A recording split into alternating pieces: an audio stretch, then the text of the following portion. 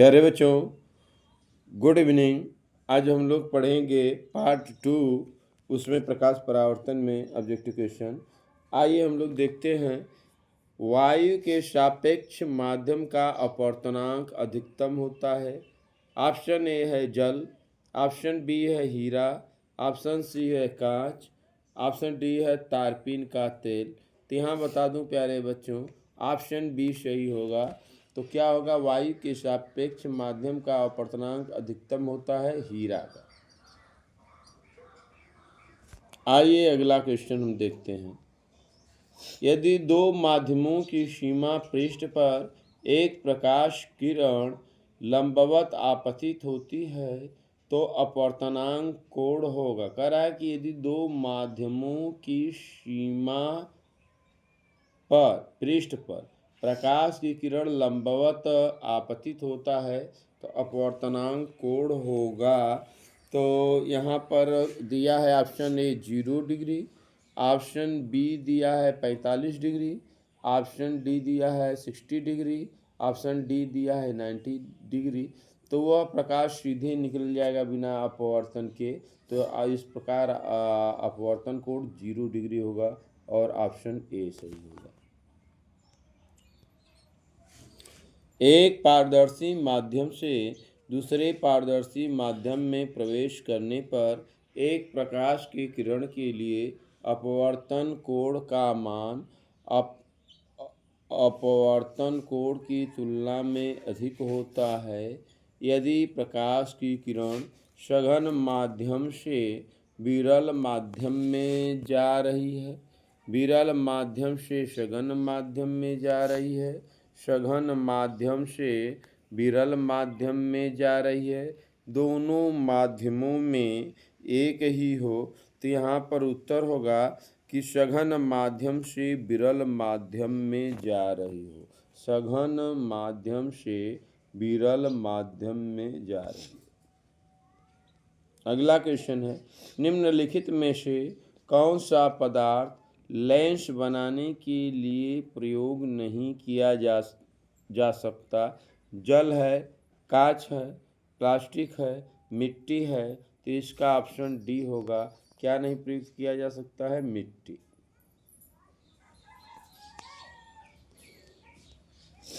अगला क्वेश्चन है, किसी गोलीय दर्पण तथा किसी पतले गोलीय लेंस दोनों की फोकस दूरियां -25 सेमी है।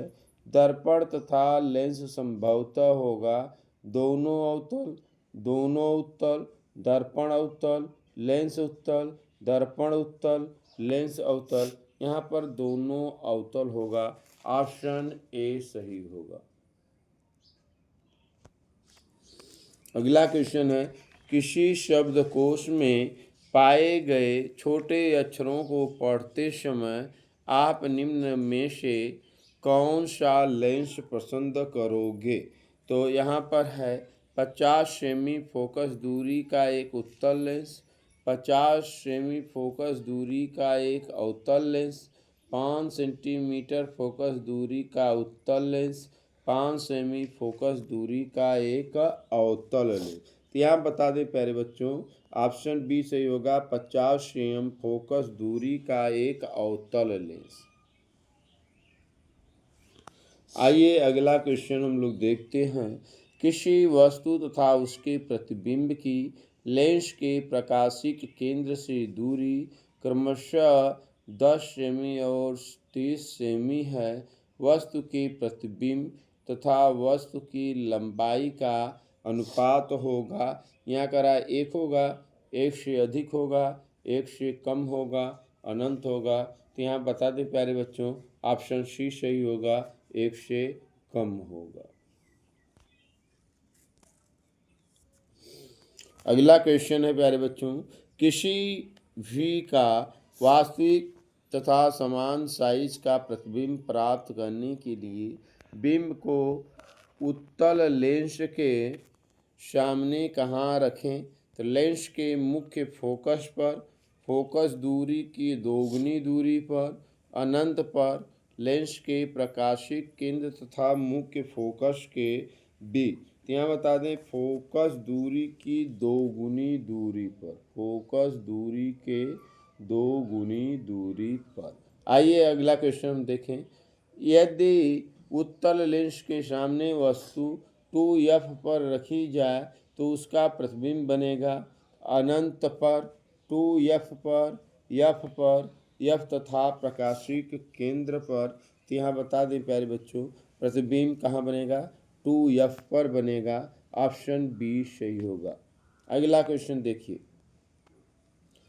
पूर्ण आंतरिक परावर्तन के लिए आवश्यक शर्त होती है प्रकाश की किरण विरल माध्यम से सघन माध्यम में जाए, प्रकाश की किरण सघन माध्यम से विरल माध्यम में जाए, अपतन कोण का मान क्रांतिक कोण से कम हो, अपतन कोण का मान क्रांतिक कोण के बराबर हो। तो यहाँ पर उत्तर होगा कि प्रकाश किरण सघन माध्यम से विरल माध्यम में जाए। आइए हम देखते हैं अगला क्वेश्चन। अगला क्वेश्चन, किसी दर्पण के सामने वस्तु को रखने पर उसका प्रतिबिंब वास्तविक, उल्टा और आकार में कुछ छोटा बनेगा। यह दर्पण कैसा है? उत्तल होगा, अवतल होगा, समतल होगा, इनमें से कोई नहीं। तो यहाँ पर होगा अवतल होगा।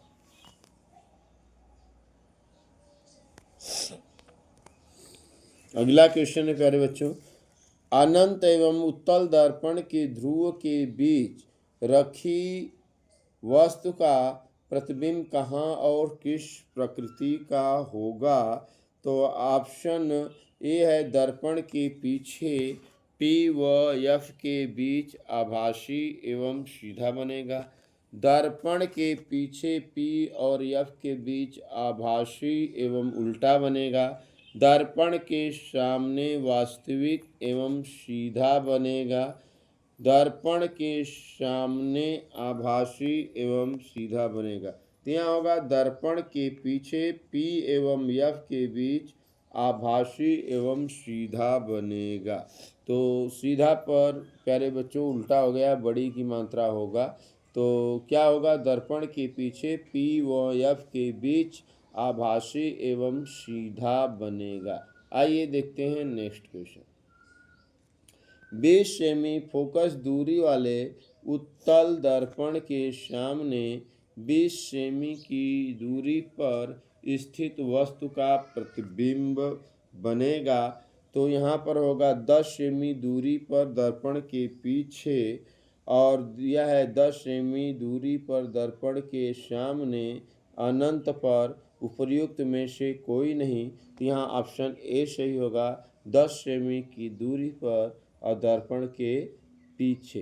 क्योंकि देखिए उत्तल दर्पण है तो प्रतिबिंब हमेशा दर्पण के पीछे बनता है। अगर अवतल दर्पण होता तो प्रतिबिंब हमेशा दर्पण के सामने बनता। आइए देखते हैं नेक्स्ट में। निम्न में से किस माध्यम में प्रकाश की चाल न्यूनतम होती है? पहला है हीरा में, जल में, कांच में, केरोसिन में। यहाँ होगा हीरा में। ऑप्शन ए सही होगा। ऑप्शन ए सही होगा। आइए अगला सवाल देखते हैं।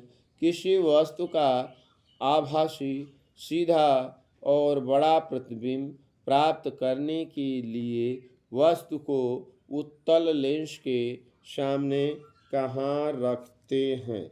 तो कहाँ रखते हैं? पहला है लेंस के मुख्य फोकस पर, फोकस दूरी के दोगुनी दूरी पर, अनंत पर, लेंस के प्रकाशिक केंद्र और प्रथम मुख्य फोकस के बीच में। तो यहाँ ऑप्शन डी सही होगा, लेंस के प्रकाशिक केंद्र व प्रथम फोकस के बीच में। अगला क्वेश्चन है, एक प्रकाश किरण किसी लेंस के भीतर स्थित किसी बिंदु से बिना किसी विचलन से गुजर जाती है।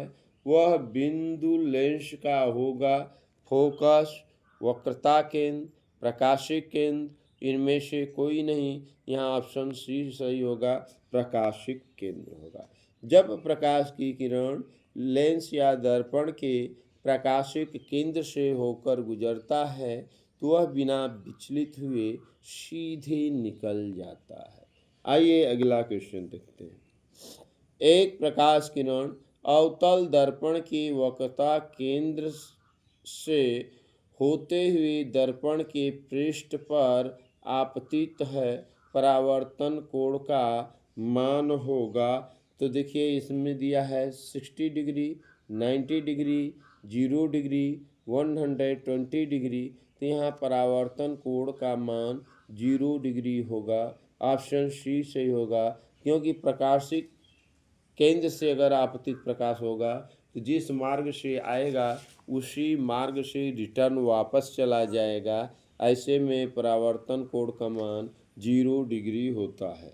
आइए देखते हैं नेक्स्ट क्वेश्चन। प्रकाश के परावर्तन के नियम सदैव सत्य होते हैं।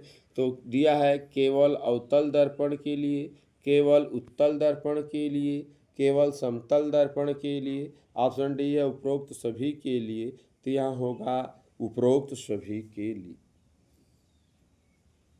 धन्यवाद, थैंक यू। आज के लिए इतना ही प्यारे बच्चों। यह वीडियो कैसा लगा लाइक कीजिए, शेयर कीजिए, सब्सक्राइब करना मत भूलिए। जय हिंद, जय भारत।